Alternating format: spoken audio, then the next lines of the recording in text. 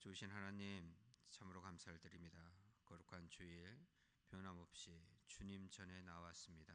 하나님, 저희들이 습관처럼 나온 것이 아니라 거룩하게 구별하여 주의 날을 드릴 수 있는 저희들이 되게 하여 주시옵소서. 마지막 때에 예배자를 찾는다라고 예수님은 말씀하셨습니다. 하나님, 그 찾으시는 예배자의 모습이 바로 저희들의 모습이 되게 하여 주시며 우리 신나는 교회의 모습이 될 수 있도록 역사하여 주시옵소서. 말씀을 읽으며 찬양하며 기도할 때 하나님 응답하여 주시며 하나님의 뜻을 깨닫고 그 뜻대로 살아갈 수 있는 놀라운 결단이 있는 주일이 될 수 있도록 허락하여 주시옵소서. 비싸우며 예수님 이름으로 기도드립니다. 아멘. 하나님 말씀 보겠습니다. 하나님 말씀은 여호수아서 7장입니다. 여호수아서 7장 22절부터 26절까지 말씀을 교독하시겠습니다. 제가 가지고 있는 구약 성경 페이지 수로는 329페이지입니다. 페이지 수는 조금 다를 수 있습니다. 여호수아서 7장 22절부터 26절 하나님의 말씀을 읽으실 때 깨닫는 성령의 지혜가 함께 하시기를 축복해 드립니다. 서로 교독하시겠습니다. 제가 먼저 봉독합니다. 2절입니다.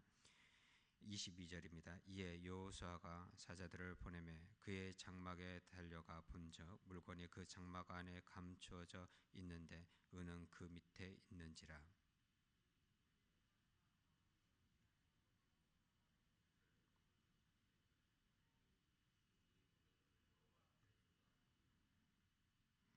여호수아가 이스라엘 모든 사람과 더불어 세라의 아들 아간을 잡고 그 은과 그 외투와 그 금덩이와 그의 아들들과 그의 딸들과 그의 소들과 그의 나귀들과 그의 양들과 그의 장막과 그에게 속한 모든 것을 끌고 아골 골짜기로 가서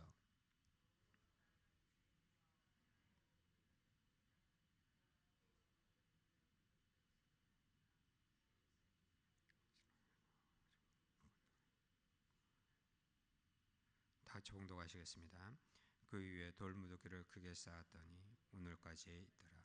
여호와께서 그의 맹렬한 진노를 그치시니 그러므로 그곳 이름을 오늘까지 아골 골짜기라 부르더라. 아멘. 계속해서 여호수아를 제가 말씀을 선포할 때마다 묵상하고 있습니다.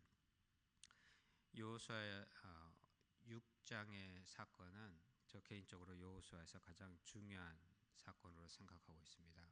우리가 잘 알고 있는 사건이 기록되어 있는데 여리고를 함락하는 사건입니다. 지난 수요일날 이것을 가지고 말씀을 나누었었습니다. 여리고를 함락하는 것은 우리가 생각하는 이스라엘 백성들이 출애굽을 하고 가나안에 들어오면서 그 가나안을 칼과 창으로 점령했다라는 그런 의미가 아닙니다. 성경에서는 그 어디에서도 가나안을 칼과 창으로 점령하는 것으로 이야기하고 있지 않습니다.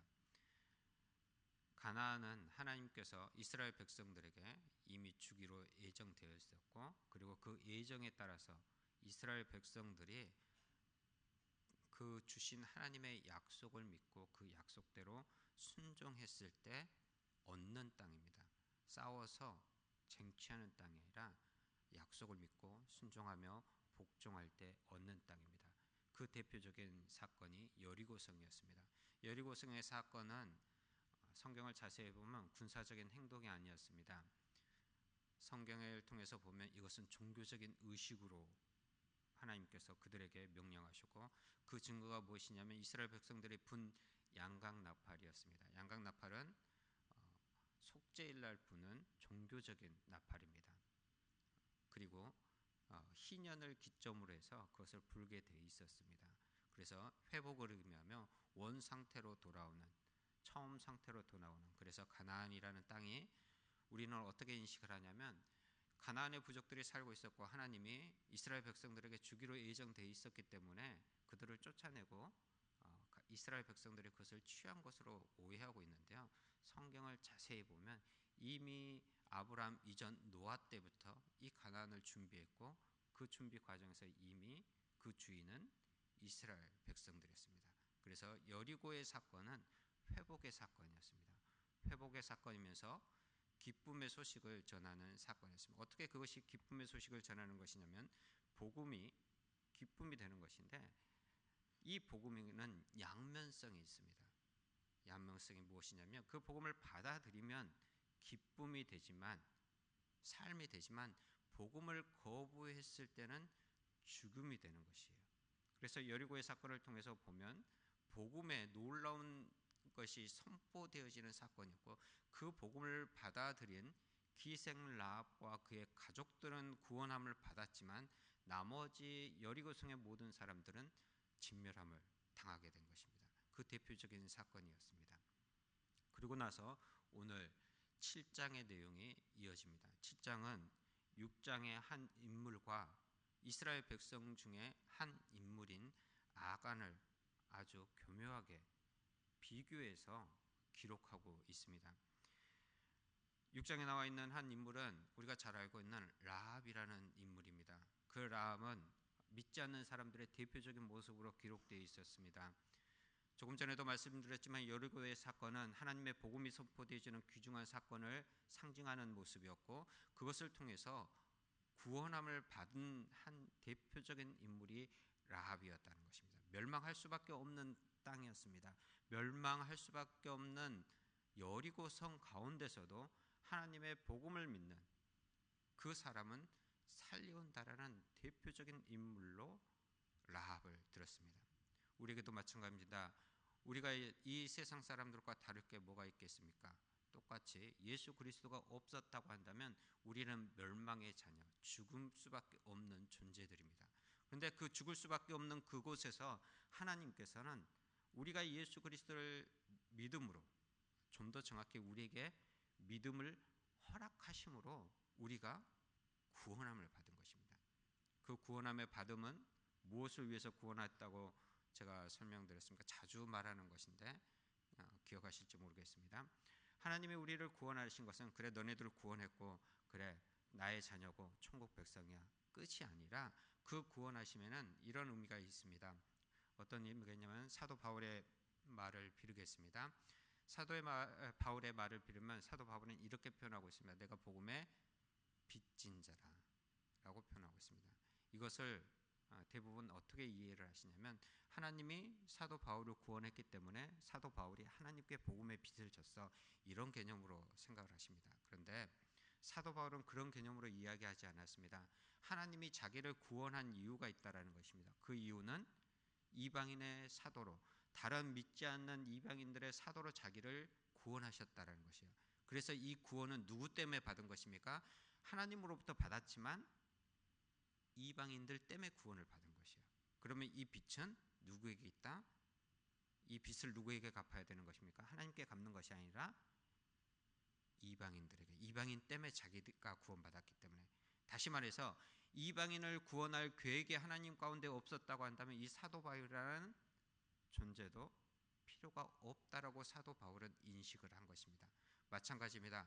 하나님은 우리를 구원하신 이유는 무엇이냐면 나를 통해서 누군가를 구원할 계획이 있기 때문에 우리를 구원하신 것이에요. 그러면 그 누군가를 향하여서는 나는 빚진 자입니다.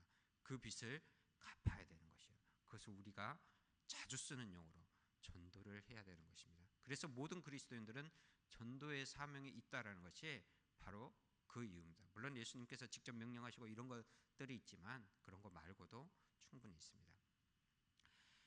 이 전도의 모습을 오늘 저는 다른 모습으로 제목을 잡았습니다. 그 제목은 무엇이냐면요, 신앙의 기념비입니다. 구약에 있어서 이 기념비는 후손들에게 하나님이 어떻게 우리에게 행하셨는지를 나타내기 위해서 세우신 것입니다. 그리고 그 모습을 통해서 후손들이 물으면 하나님이 우리 백성을 이렇게 해서 이것은 좋은 의미야, 하나님을 향해서 우리가 잘못했을 때 하나님이 이렇게 하셨어, 이건 나쁜 의미야를 나타내기 위해서 기념비들을 세웠습니다. 그리고 가나안에 들어가서 여호수아는 2개의 기념비를 세우는데, 하나는 요단강을 건너고 나서 길갈에 돌무더기를 쌓습니다. 그것은 하나님께 순종하였더니 저 강도 마른 땅처럼 건넜다. 하나님께 순종하면 모든 것이 된다라는 의미를 갖고 있는 기념비입니다. 그리고 또 하나의 기념비는 오늘 본문의 내용에 나옵니다. 아골골짜기에 세워진 기념비입니다. 우리가 이것을 통해서 어떤 기념비를 세울 것인지 말씀을 통해서 깨닫고 실천할 수 있었으면 좋겠습니다. 오늘은 7장 전체를 좀 간략하게 제가 말씀을 드릴까 합니다. 7장의 내용은 여리고가 무너질 때 하나님께서 그 여리고에 속해 있는 모든 것을 하나님께 바치도록 명령함으로 거기에 있는 것을 어느 것도 건들지 못하도록 했습니다. 이것은 고대 문화를 이해하셔야지 왜 그러셨는지, 어떤 의도였는지를 알 수 있습니다. 혹시 고대를 배경으로 전쟁을 하는 영화들을 보신 적 있습니까? 그 영화에 보면 고대 전쟁 가운데 꼭 승자는 반드시 그 패자들의 삶의 어떤 중요한 값진 것들을 강탈하는 모습이 나옵니다. 좀 좋은 말로 표현하면 전리품을 취하는 모습이 나와요. 그런 모습들을 보셨습니까? 예, 아주 좋은 수준 있는 영화를 보신 것입니다. 사실 그랬습니다. 왜냐하면 지금은 군대라는 조직이 있고 나라에서 세금을 걷어서 그 군대를 양성하고 그 군대로 말미암아 군인들로 말미암아 전쟁을 치를 수 있도록 체계가 아주 잘 잡혀 있었습니다. 근데 고대 사회는 그렇지 못했어요. 다 흩어져서 자기의 삶을 살다가 야 전쟁이야 모여 하면 모여서 전쟁을 치르는 것입니다. 그런데 한번 생각해 보십시오. 농사를 하던 사람이 전쟁을 치릅니다. 양과 소와 염소를 기르던 사람이 전쟁을 가야 됩니다. 그럼 그것들은 어떻게 되죠? 없는 것입니다. 물론 양과 소는 그 자리에서 죽지는 않겠지만 대부분 관리가 되지 않습니다. 그래서 실질적으로 전쟁이 하루 이틀 만에 끝나는 것이 아니기 때문에 농사도 망치고 목축업도 망칠 수밖에 없는 것이에요. 그것을 각오하고 전쟁을 하는 것입니다. 그러면 나라를 다스리는 왕의 입장에서 이 백성들의 그런 삶을 책임져야 되기 때문에 무엇이 허용되었냐면 전쟁 후에 승자들에게 있어서 그 전쟁에 참여한 사람만이 그 전리품을 취할 수 있도록 허락이 된 것입니다. 그래야지 그들이 돌아가서 삶을 유지할 수 있기 때문에 그런 차원에서 고대에서는 이 전리품을 취하는 것이 허락이 돼 있었습니다.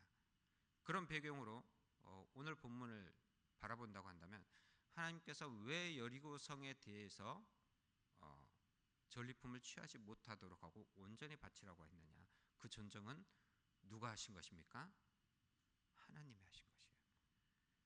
고대 전쟁에 참여한 사람만이 그것을 취할 수 있었던 것처럼 하나님이 이 성을 온전히 전쟁으로 치루어서 이스라엘 백성들이 한 것이 없이 하나님께서 하심으로 여리고가 무너졌고 멸망한 것을 가리키기 위해서 고대 배경이 있는 이스라엘 백성들에게 어떤 전리품도 취하지 못하도록 했습니다.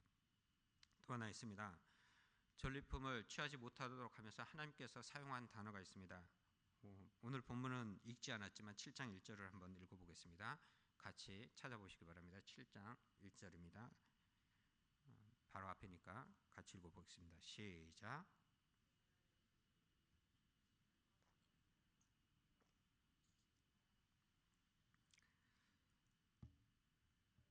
자, 이스라엘 자손이 어떻다고 했습니까? 온전히 바친 물건이라고 했습니다. 하나님께서 또 다른 의미로 이 여리고성의 물건을 건들지 못하도록 하였습니다. 그것이 무엇이냐면 하나님께 바쳤다라는 것입니다. 그런데 이 바쳤다라는 단어가 사용되어진 시대는 어느 시대입니까? 구약시대입니다. 구약시대. 구약시대 때 하나님께 바쳐지는 것은 뭘 의미하냐면요, 죽음을 의미합니다. 그래서 여리고성이 진멸되는 것이요. 그리고 죽음은 뭐와 연결이 되냐면요, 죄 사함과 연결이 됩니다. 우리는 단순히 전쟁을 통해서 많은 사람을 죽이고 여리고가 멸망하고 이렇게 생각하시면 안 됩니다. 하나님께서는 이것을 통하여서 이 여리고의 사건을 통하여서 하나님께서 여리고를 바친 물건으로 표현함으로써 이 여리고를 통해서 죄 사함의 모습이 어떤 것인지를 보여주기 위한 또 다른 하나의 모습이었다는 것입니다. 그런데 어떤 사건이 일어났습니까? 아간이라는 인물이 그 바친 물건을 건드렸다는 것입니다. 구약적 모습으로 생각해 보시기 바랍니다. 하나님께 바친 물건은 재물입니다. 재물. 그렇죠? 재물은 흠이 없어야 되고 율법적으로 바꿀 수 있습니까? 없습니까? 예, 아시면서 말씀을 안 해주시는 거죠. 바꿀 수 없습니다. 손댈 수 없도록 율법에 분명히 기록하고 있습니다. 그런데 그것을 손댄 사람이 아간입니다. 아간이 그것을 손을 댔어요. 하나님께 바친 물건을 손을 댔습니다. 우리 한번 신명기를 한번 찾아보겠습니다. 신명기 7장입니다.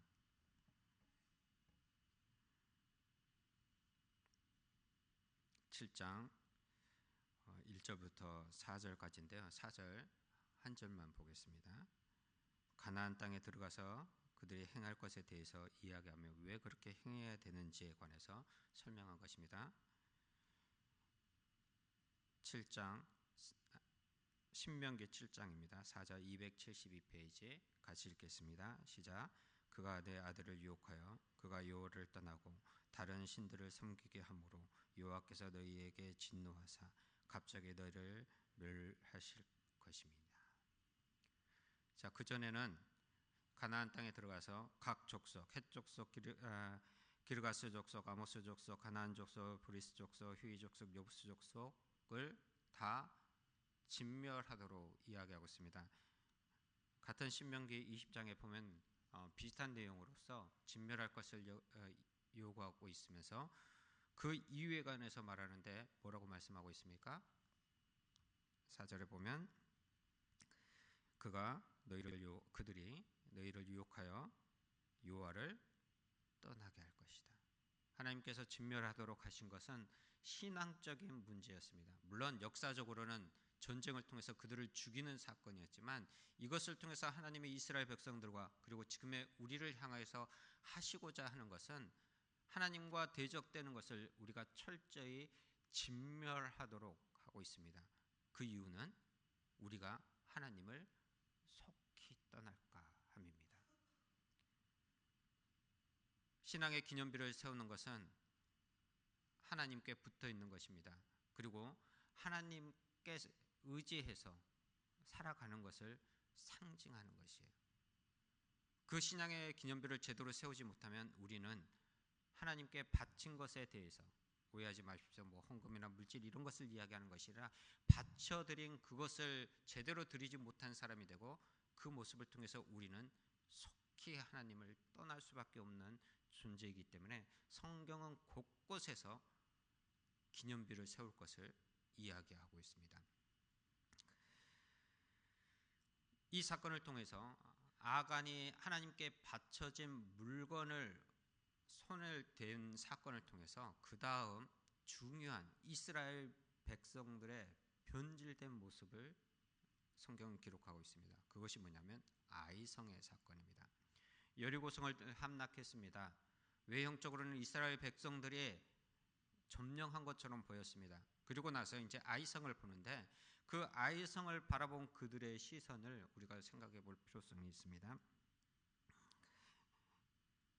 2절과 3절 말씀 한번 같이 읽겠습니다.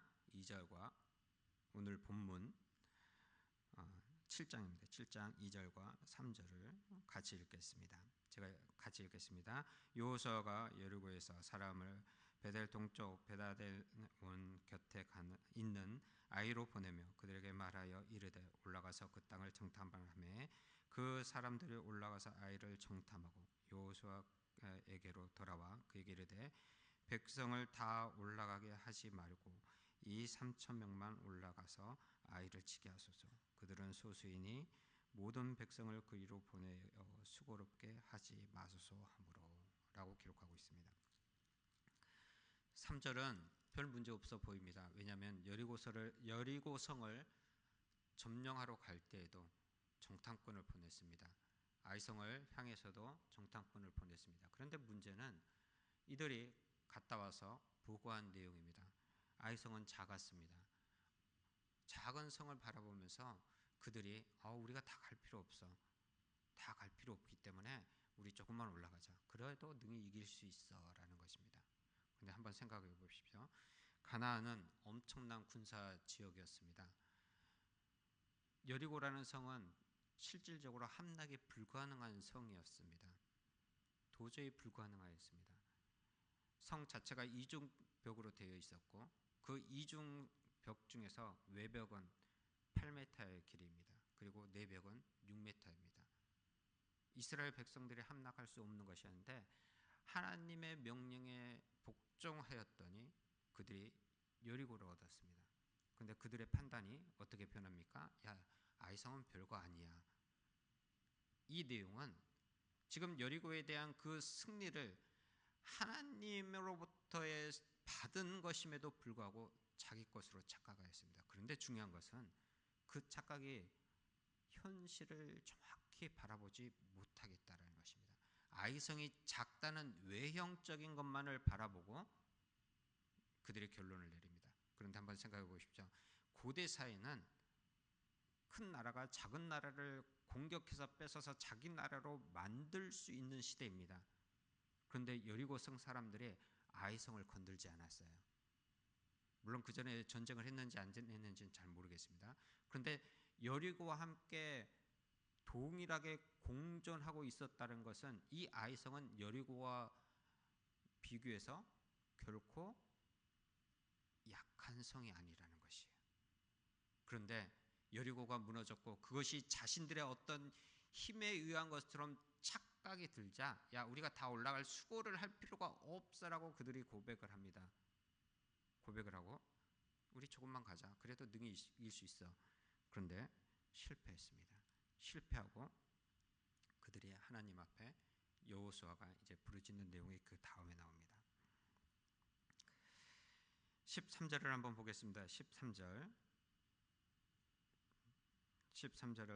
같이 읽겠습니다. 시작. 너는 일어나 백성을 거룩하게 하여 이르기를 너희는 내일 일을 위하여 스스로 거룩하게 하라.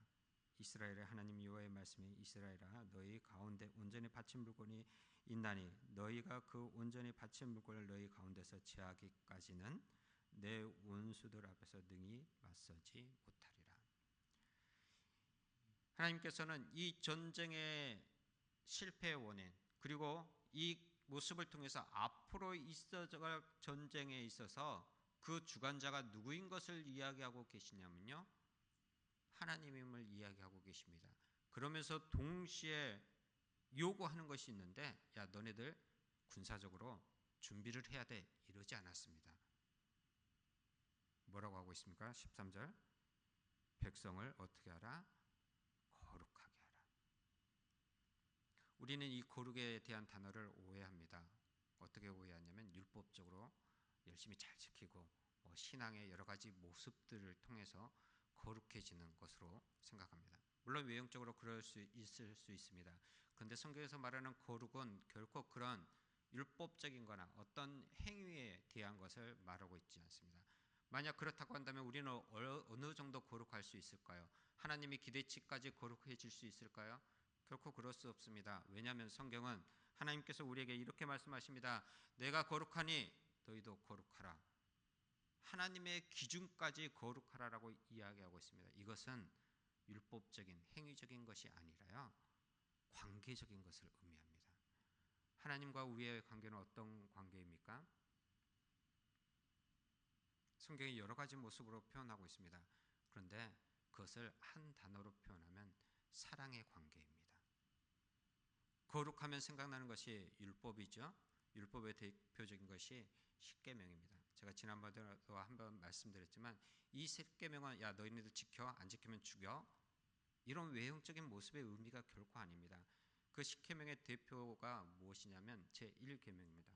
나 외에 다른 신을 내게 두지 말라. 다 아시죠? 그런데 이게 완벽한 의역이에요.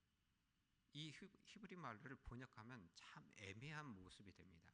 제가 굳이 그 말을 히브리어를 우리나라 말로 번역하라면 나를 향한 너의 얼굴을 다른 곳으로 돌리지 마입니다.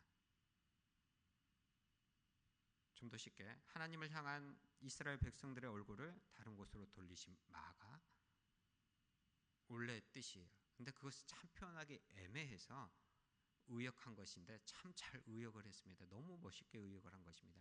그런데 이것을 좀 더 쉽게 말하면 나만 바라봐야입니다. 어떤 관계에서 이 말을 하죠? 사랑하는 사람에게. 나는 너만 바라보고 있어. 그러니 너도 나만 바라봐. 이것을 하나님께서 어렵게 이야기한 것이 무엇이냐면 내가 거룩하니 너희도 거룩하다라고 이야기한 것입니다. 좀 더 조금 친숙하게 사랑스럽게, 야, 나는 너만 바라보고 있어. 그러니 너도 제발 나만 바라봐. 그것을 생각하면서 13절을 다시 보면 이 백성들을 거룩하게 하라는 것은 지금 이 백성들이 누굴 바라보지 않고 있습니까? 하나님을 바라보지 않고 있다는 것입니다. 그렇기 때문에 하나님께서는 그 작은 물건 중에 몇 가지를 취한 아간 한 사람 때문에 이스라엘 전체가 실패하게 만들었다는 것입니다. 나라는 존재가 신앙의 기념비를 잘못 세우면요, 우리 신나는 교회라는 이 공동체가 하나님 앞에 무너질 수 있어요. 너무 크게 이야기했습니까? 좀 작게 이야기해 보겠습니다. 나라는 존재가 하나님 앞에 바르게 서지 못하고 하나님만 바로 보지 못한다고 한다면 내 가정의 신앙의 공동체의 모습이 무너질 수밖에 없는 것이 신앙의 원리입니다. 제가 호주에서 살아가면서 좀 부유한 교회에 있었습니다. 세상적인 기준으로 성공한 사람들, 잘 나가는 사람들이 다니는 교회입니다. 그리고 대부분 이제 그런 분들이 은퇴를 하시고 이제 남은 여생을 즐기시는 그런 분위기의 교회예요. 그런데 세상적인 말로, 속된 말로 이제 죽음이 하루하루 다가오시는 분들 중에 성공한 그런 분들이 공통적으로 한 말이 있습니다. 후회의 말입니다. 어떤 후회의 말일 것 같습니까? 돈이 엄청 많으신 분들입니다. 1년에 저택 하나씩을 없애가면서 자식을 가리킬 정도 그런 부자들이시래요. 어떤 후회를 하실 것 같습니까? 여러분들 같으면 어떤 후회가 있을 것 같습니까? 공통적인 후회인데요, 자녀들에게 신앙을 물려주지 못했다는 것입니다. 왜 그럴까요? 가정 안에서 신앙의 기념비를 제대로 세우지 못했기 때문이에요. 이 거룩함의 모습은요, 단지 내가 하나님과의 관계에서 난 좋고 나는 열심히 찬양하고 기도하고 말씀 읽고 이런 모습으로서 끝나는 것이 아니라 내가 하나님을 간절히 살아가는 그 관계를 통하여서 어떤 신앙의 기념비적인 모습을 통해서 내 주변에 믿지 않는 사람들이 하나님을 알아가고 믿고 그들도 하나님을 동일하게 사랑하는 사람이 되게 하기 위한 모습이었습니다. 근데 아간 한 사람이 그렇게 실수하자 이스라엘 백성 전체가 그런 오류를 범함으로 아이성 공격을 신앙적 관점이 아닌 세상적 관점으로, 그것도 잘못된 관점으로 바라보고 나아가 실패했다는 것입니다. 거기에 대해서 하나님께서 이제 처방을 내리시는 것이 계속 기록되어 있는데 15절 말씀을 한번 읽어보겠습니다. 15절입니다. 같이 읽겠습니다. 시작.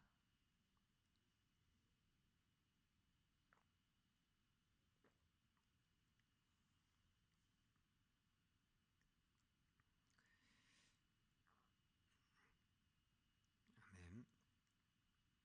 예. 온전히 바친 물건을 가진 자로 뽑힌 자를 어떻게 하라고요?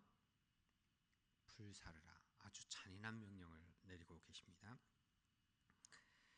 불사르다라는 것은요, 구약적인 개념에서 죄 사함을 상징하는 것입니다.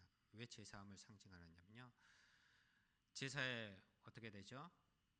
대표적인 제사가 번제인데 짐승을 잡아서 뼈는 뼈대로 살은 살대로 내장은 내장도 다 구분해서 온전히 태워드리는, 그래서 이 불사름의 징벌은 당하는 사람에게는 징벌의 하나의 모습이지만 실질적으로는 제사함의 하나님의 표현이었습니다. 이것이 중세시대까지 거슬러 올라가면서 거슬러 올라간 건가요? 내려오면서 시대가 흘러가면서 중세 시대까지 이 개념이 그대로 적용돼요. 그래서 유럽에 보면 과거 유럽 중세 시대 때 보면 마녀 사랑이라는 이름으로 그들 기준에서 악한 사람을 잡아서 어떻게 합니까? 화형에 처하죠. 그 이유가 바로 이런 성경적인 근거에서 흘러서 그렇게 되는 것입니다.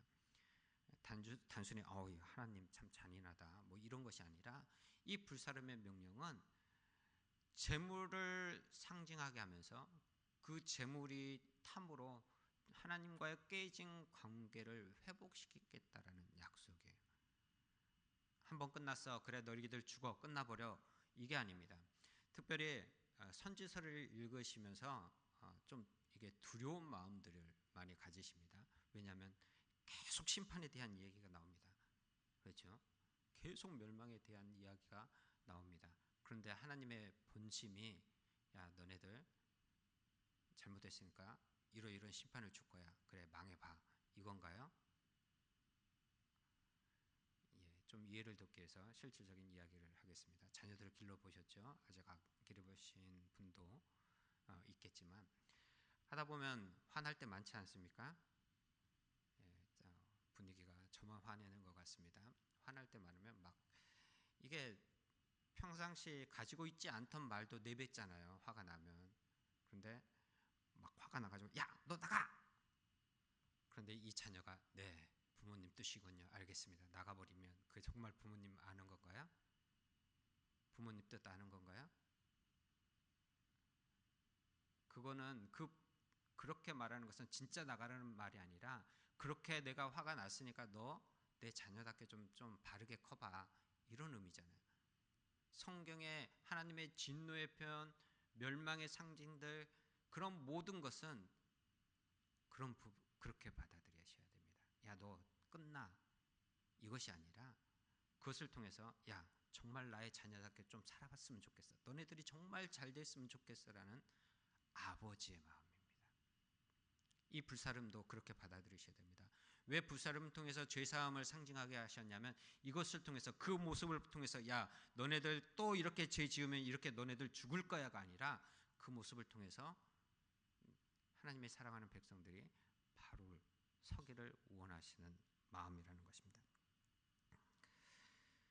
이렇게까지 하나님께서 하셨던 이유가 있습니다. 21절에 보면 제가 읽어드리겠습니다. 이렇게 기록되어 내가 누른 물 중에 시날산의 아름다운 외투 한 벌과 은 200세겔과 그 무게가 50세겔 되는 금덩이 하나를 보고 탐내어 가져간다니 보소서. 이제 그 물건들을 내 장막 가운데 땅 속에 감추었는데 은은 그 밑에 있나이다 하더라. 자, 이게 무슨 말씀이냐면요. 아간이 제비 뽑아서 뽑혔습니다. 그래서 여호수아가 야 너 무슨 잘못했어? 그랬더니 사실은 제가 이러이러해서 이런 물건들을 숨겨두었습니다 라고 했어요. 근데 이것이 단순한 욕심이 아니었습니다. 우리 한번 창세기를 생각해 보시겠습니다. 창세기 인간의 타락은 최초의 타락이 누구죠? 아담입니다. 아담이 왜 선악과를 먹었을까요? 하와의 말을 들었죠.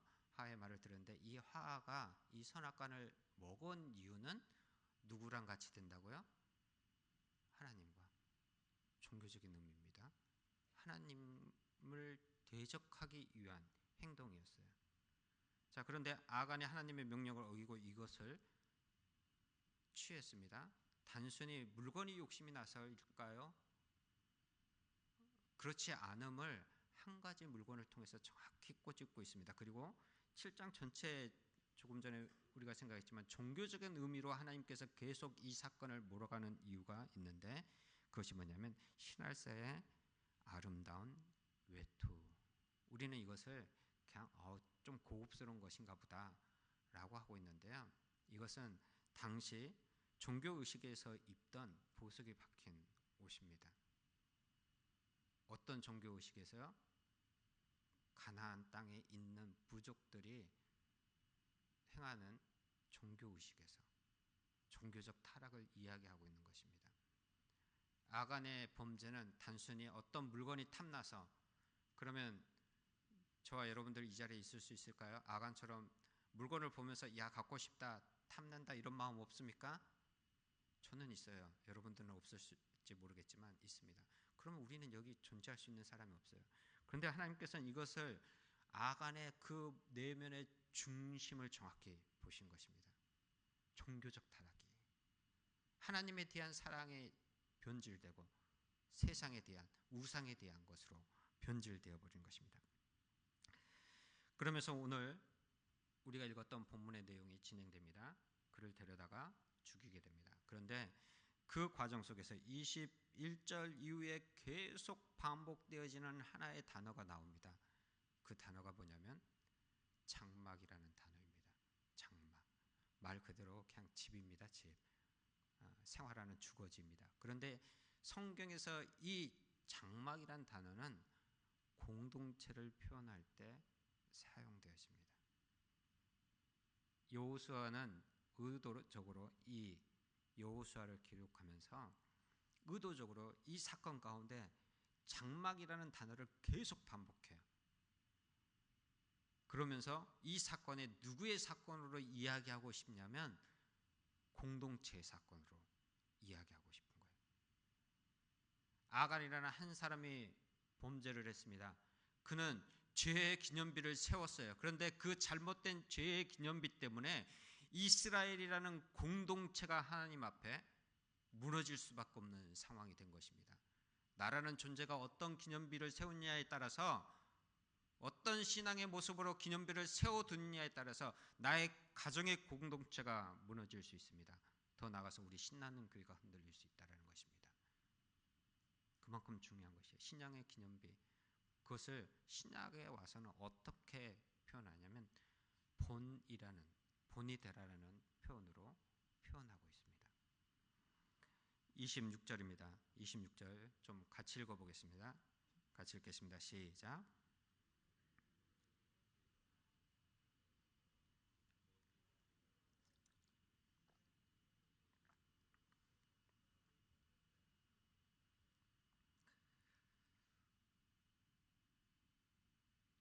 아간이라는 인물을 쳐서 죽이고 불살랐습니다. 그리고 그 위에 돌무더기를 쌓았는데 뭐라고 이야기하고 있냐면 오늘날까지 있더라라고 하고 있습니다. 자, 한번 앞장으로 넘어가세요. 6장 25절을 한번 보겠습니다. 제가 서론 부분에 아간의 사건은 정확히 누구랑 비교하고 있는 사건이라고 말씀드렸습니까? 기생 라합과 비교하는 사건이라고 말씀드렸습니다. 6장 25절을 한번 읽어보겠습니다. 같이 읽겠습니다. 여호수아가 기생 라합과 그의 아버지의 가족과 그에게 속한 모든 것을 살렸으므로 그가 오늘날까지 이스라엘 중에 거주하였으니 이는 여호수아가 여리고를 정탐하려고 보낸 사자를 숨겼음이더라. 정확히 비교되는 말씀이죠. 아간은 죽었고 기생 라합은 살렸습니다. 그리고 동일한 말이 나옵니다. 오늘날까지 라고 표현합니다.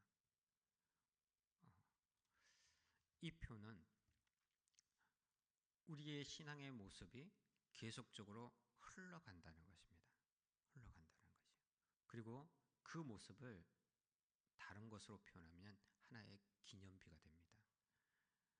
신앙생활 하는 거, 나 혼자 잘 믿고 잘 살다 천국 가는 것 끝이 아닙니다. 제가 서론에 말씀드렸지만 하나님께서 우리를 구원하신 목적은 나 한 사람 구원하고 끝나는 것이 아니라 나를 통해서 누군가를 구원할 계획이 있었기 때문에 구원하신 것이에요. 그러면 먼저 믿는 사람으로서 복음의 빚진 자로서 그에게 선한 기념비가 되어야 되는 것이에요. 예전에 사역하던 교회에 안수 집사님 한 분이 계셨습니다. 오해하지 말고 들으시기 바랍니다. 실질적인 이야기이기 때문에 어떤 물질적인 것을 이야기하려고 하는 게 결코 아닙니다. 법적인 관계에 있어서 많은 분들을 전도하셔요. 매년 그분이 전도 1위입니다. 1위. 그래서 거기 그 교회는 전도 그 시상을 매년 하는데 항상 1등이에요. 네. 참 신기한 건 이분이 딱 주일 예배 한 번 나옵니다. 나머지 예배 안 나와요. 그리고 또 한 가지, 절대로 헌금을 하지 않습니다. 그런데 재밌는 건 그분이 전도한 모든 분들이 딱 주일 한 번 나와요. 거기는 이렇게 출석표를 가지고 있어서 교육자들이 다 체크를 하거든요. 수요, 금요, 새벽 예배까지 다 체크를 해요. 그래서 그냥 한눈에 다 알아요. 근데 그분이 전도한 분은 반드시 주일만 나옵니다. 그리고 헌금을 하잖아요. 왜 그럴까요? 그분이 전도한 사람은 누가 신앙의 기념비입니까? 그분이에요. 그분을 따라가는 것입니다.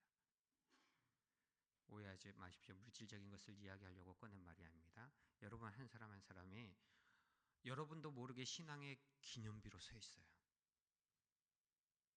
내가 나 같은 게 아닙니다. 하나님은 여러분들이 속해 있는 모든 곳에서 신앙의 기념비로 세우셨어요. 그리고 그 여러분들의 모습을 통하여서 누군가가 여러분들의 신앙처럼 따라오기를 원하시고 계시다는 것입니다. 그런데 어떤 기념비를 세우시겠습니까? 26절 마지막 부분에 이렇게 기록되어 있습니다.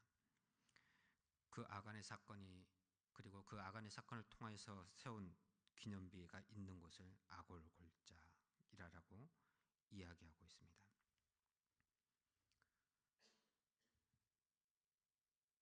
고통의 골짜기입니다. 괴로움의 골짜기입니다.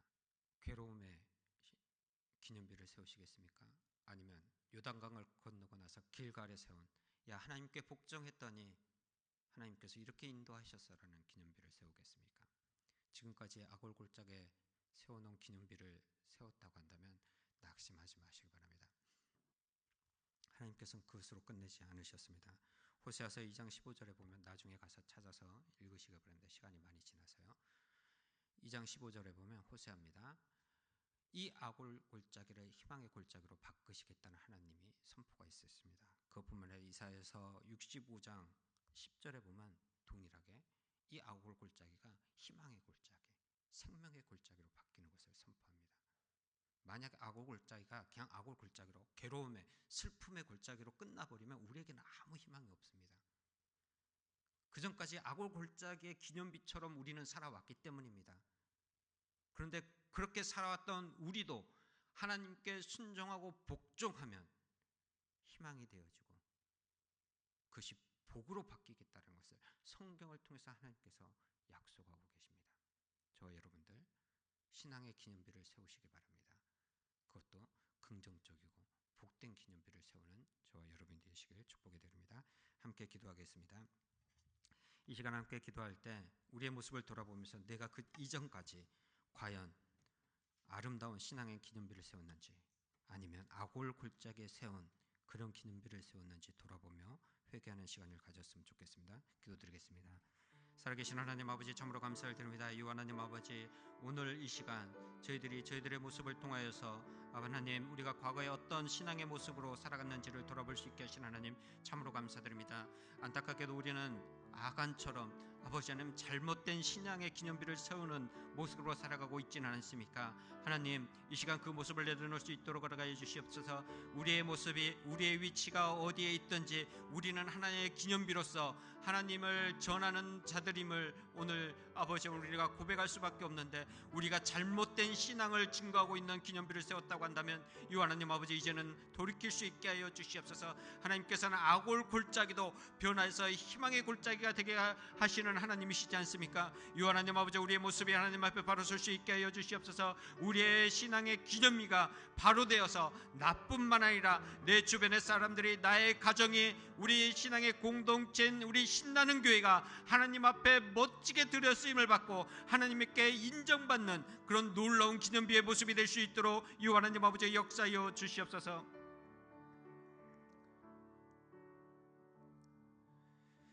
좋으신 하나님 참으로 감사를 드립니다. 오늘 변함없이 저희들 주님 전에 나왔으며 하나님 신앙의 기념비를 세우기 위하여 우리가 결단하며 기도하였습니다. 우리의 과거의 모습은 본이 되지 않는 부정적인 신앙의 기념비의 모습이었을 것입니다. 그런데 하나님 우리가 희망하며 소망하는 것은 그것마저도 희망으로 좋음으로 기쁨으로 바꾸시는 분이 하나님이심을 고백합니다. 하나님, 온전히 하나님을 의지해서 바른 신앙의 기념비를 세울 수 있는 저희들이 되게 하여 주시며, 그런 저희들의 모습을 통해서 가정이 회복되어지며 우리 신나는 교회가 회복되어지며, 더 나아가 우리 신나는 교회를 통해서 이 대한민국이 회복되어질 수 있게 하여 주시옵소서. 믿사오며 예수님 이름으로 기도드립니다. 아멘. 다 같이 찬송가 50장 찬양 드리면서 하나님께 준비한 예물 드리겠습니다.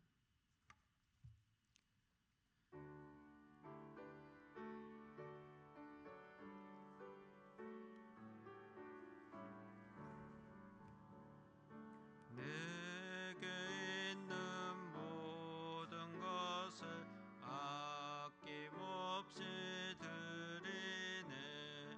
사랑하고 의지하며 주만 따라 살리라. 주께 드리네. 주께 드리네. 사랑하는 구주 앞에 모두 드리네. 3절 하겠습니다. 내게 있는 모든 것을 주를 위해 드리네. 주의 성령 충만하게 내게 내려주소서. 주께 드리네. 주께 드리네. 사랑하는 구주 앞에 모두 드리네. 아멘.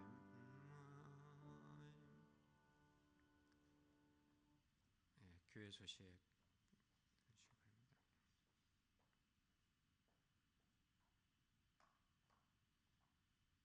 오늘 오신 새가족과 방문하신 분들을 주님의 이름으로 환영합니다.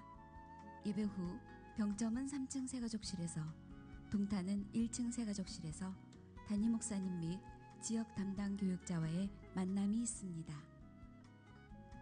좋은 교회 만들기 2월 실천 사항은 먼저 인사합시다입니다. 신종 코로나 바이러스의 예방을 위하여 교회 곳곳에 손세정제를 비치하였습니다. 악수 대신 목례나 손 흔드는 것으로 인사해 주시고 예배 시간에 마스크를 쓰셔도 됩니다. 특별 새벽 기도회가 2월 3일부터 5일까지 각 채플에서 있습니다. 강사는 이정기 담임 목사님이십니다. 재직 세미나가 2월 9일과 16일 오후 예배 시 있습니다. 많은 참여 부탁드립니다. 2월 17일부터 21일까지 18명의 인원이 인도 선교를 갑니다. 중보기도 부탁드립니다. 2020 깨어 기도하는 교회를 목표로 하루 1시간 기도 운동을 펼치고 있습니다. 기도 후 게시판 출석표에 이름을 쓰시고 스티커를 붙이시기 바랍니다. 기도 노트를 판매하고 있습니다. 큰 것은 13,000원, 작은 것은 10,000원입니다. 각 채플별로 중보 기도문이 비치되어 있으니 한 분씩 가져가시기 바랍니다. 꽃꽂이와 식사 섬김 신청을 받습니다. 생일, 결혼기념일 등 축하할 일이 있을 때 게시판에 신청해 주시기 바랍니다. 기부금 납입 증명서 발급을 위한 신청서가 본당 로비에 준비되어 있습니다. 권사의 원래회가 병점은 9일에, 동탄은 16일에 있습니다. 지역장 셀리더 원래회가 병점은 9일에, 동탄은 16일에 있습니다. 병점 안수집사 원래회가 오늘 오후 2시 고등부실에서 있습니다. 병점 70세 이상 어르신들을 위한 임용 봉사가 13일 목요일에 있습니다. 동탄 카페 봉사자를 모집합니다. 관심 있으신 분들의 지원 바랍니다. 교인 동정입니다. 동탄 양경성 집사님 가정에서 김간의 토종 순댓국집을 개업하셨습니다. 동탄 이지윤 집사님의 친부께서 소천하셨습니다. 성도님들의 따뜻한 위로 바랍니다. 이상 교회 소식이었습니다. 드려진 예물을 위해서 제가 기도하고 축도로 예배를 마치겠습니다. 좋으신 하나님, 참으로 감사드립니다. 저희들을 구원하여 주심도 감사드린데 이렇게 구별하여 예물을 드릴 수 있는 마음 허락하여 주신 것도 참으로 감사드립니다. 하나님, 분명히 이 드려진 예물 저들의 삶과 생활 속에서 중요하고 필요한 물질일 것입니다. 그것을 구별하여 하나님께 드렸습니다. 하나님 드린 손길들의 복의 복을 허락하여 주시며 하나님 그 풍성함이 다하지 않는 귀한 복을 누릴 수 있도록 허락하여 주시옵소서. 하나님 단순히 풍성함을 누리고 끝나지 않게 하여 주시며 그 풍성함을 가지고 하나님을 향하여서 이웃을 향하여서 후회드리며 널리 베풀어도 그 풍성함이 다하지 않는 복을 누리게 하여 주시옵소서. 혹 우리 가운데 마음은 있지만 물질의 연약함 때문에 드리지 못한 손길이 있습니까? 하나님 동일한 복을 허락하여 주시옵소서. 믿사오며 예수님 이름으로 기도드립니다. 아멘. 축도로 예배를 마치겠습니다. 이제는 우리 주 예수 그리스도의 은혜와 살아계신 무한하신 하나님의 사랑과 성령님의 교통하심이 오늘 이 자리에 모여 하나님이 원하시며 기뻐하시는 신앙비를 세우기를 소망하는 믿음의 권속들 머리머리 위에와 그들의 자녀와 가정과 그리고 우리의 신나는 교회 위에 이제로부터 영원토록 함께 있을지어다.